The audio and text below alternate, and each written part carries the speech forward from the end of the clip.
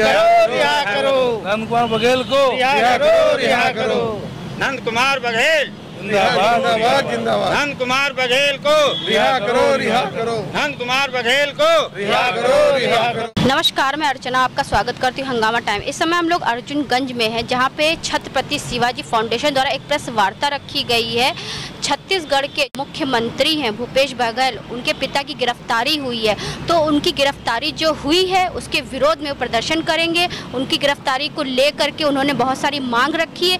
क्या मांगे, आइए चलते हैं यहाँ के अध्यक्ष से बात करते हैं, किस तरीके से वो उनके समर्थन में उतर रहे हैं। छत्रपति जी शिवाजी फाउंडेशन के अध्यक्ष और कार्यकर्ता, आइए चलते हैं उनसे बात करते हैं। ये बताइए, आज जो प्रेस वार्ता रखी गई है तो उसका प्रमुख उद्देश्य क्या है, अपने परिचय के साथ बताइए। आज की प्रेस वार्ता जो हमारा संगठन है छत्रपति शिवाजी फाउंडेशन उत्तर प्रदेश, उसका मैं प्रदेश अध्यक्ष हूँ। जो माननीय नंद कुमार बघेल जी के साथ हुए अन्याय के खिलाफ हम लोग यहाँ पर प्रेस वार्ता कर रहे हैं। जो भी 3 दिन पहले हमारे ओबीसी एससी समाज के 86 वर्ष के माननीय नंद कुमार बघेल जी, जो पूरे देश में प्रदेश में जगह जगह जाकर लोगों के साथ हो रहे अत्याचार के खिलाफ न्याय की बात कर रहे हैं और न्याय दिलाने का काम कर रहे हैं। ऐसे महान पुरुष हमारे नंद कुमार बघेल जी, जो हमारे कुर्मी समाज के अगवा हैं, और उन्होंने ऐसा कुछ नहीं बोला जिससे किसी समाज की को आहत होने की आवश्यकता पड़ी। तो उन्होंने जो ब्राह्मण समाज को लेकर टिप्पणी करी है, तो टिप्पणी जो करी है तो ब्राह्मण समाज उनके विरोध में खड़ा हुआ है। जो टिप्पणी दी है तो उसी के लेकर के उनको गिरफ्तारी हुई। तो आपको क्या लगता है, जो पुलिस ने गिरफ्तारी करी है या शासन प्रशासन द्वारा जो आदेश हुआ, तो वो सही है या गलत? ये बिल्कुल गलत है। ये उनके साथ बिल्कुल गलत हुआ है। ये जो समाज कह रहा है कि उन्होंने हमारे खिलाफ टिप्पणी की है, तो उनका खुद का समाज, उनके खुद के महापुरुष जो देश में कई हुए, जैसे जवाहरलाल नेहरू जी पूर्व प्रधानमंत्री रहे देश के, उन्होंने अपनी किताब पिता पुत्री के नाम में लिखा है कि हम बाहर के हैं, हम ब्राह्मण हैं, हम बाहर के हैं। ऐसे बाल गंगा तिलक जी हैं। 2001 में टाइम्स ऑफ इंडिया में छप चुका है, पूरा पेपर छपा था इंग्लिश में, जो कि भारत का आदमी इंग्लिश पढ़ना नहीं जानता था। उन्होंने इंग्लिश में छापा तो भी उसमें लिखा था कि ब्राह्मण बाहर से है, हम बाहर से हैं। ये खुद उन्होंने लिखा है।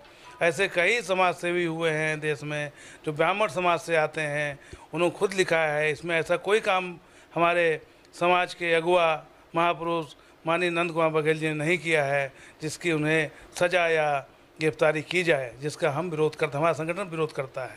तो आपका संगठन क्या मानता है, टिप्पणी जो करी गई सही टिप्पणी है? टिप्पणी उन्होंने ऐसी, मैंने कहा ना, वो टिप्पणी उन्होंने ऐसी कोई नहीं कही है। जो सभी कहते चले आए, खुद कहते चले आए, किताबों में लिखा है।